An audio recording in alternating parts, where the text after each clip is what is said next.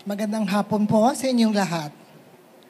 Ang congressional agenda ng Turismo Party List ay tatlong mahalagang programa na may susulong para sa benepisyo ng ating bansa. International, national at local. Kailangan natin ng enabling laws para matupad ang mga ito. Sa international, kailangan natin paaluwakin ang ating mga tourism arrivals. Dapat ay bigyan natin pansin ang ating ASEAN market. Panahon na para magkaroon tayong initiative on trade on tourism sa pamamagitan ng pagkakataon na makilala tayo at mapuntahan ang ating bansa ng mga ASEAN regions. Tulad din dapat ang pagpupunta ng mga ating kababayan sa kanilang bansa. Market reciprocity should be pushed.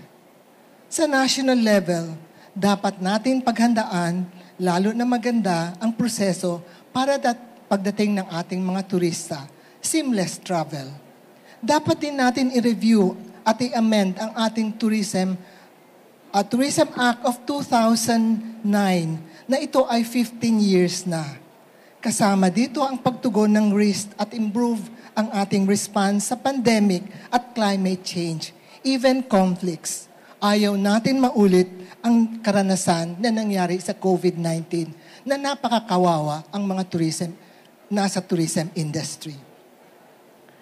Ang third, ang pagsasagana ng ating turismo ay dapat mabigyan halaga ang mga komunidad at mamamayan para sa economic development ng kanilang lugar. Trabaho at oportunidad ay dapat para ikabubuti ng kanilang mga buhay.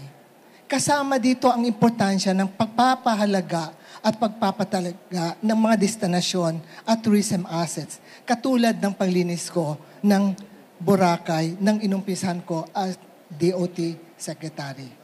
Magagawa natin ito sa mga tulong ninyo. Maraming salamat. Maraming salamat po, Ma'am. Ma'am?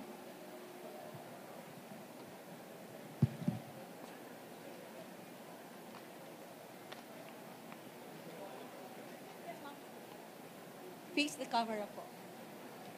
Hawakan niyo po yun, Ma'am.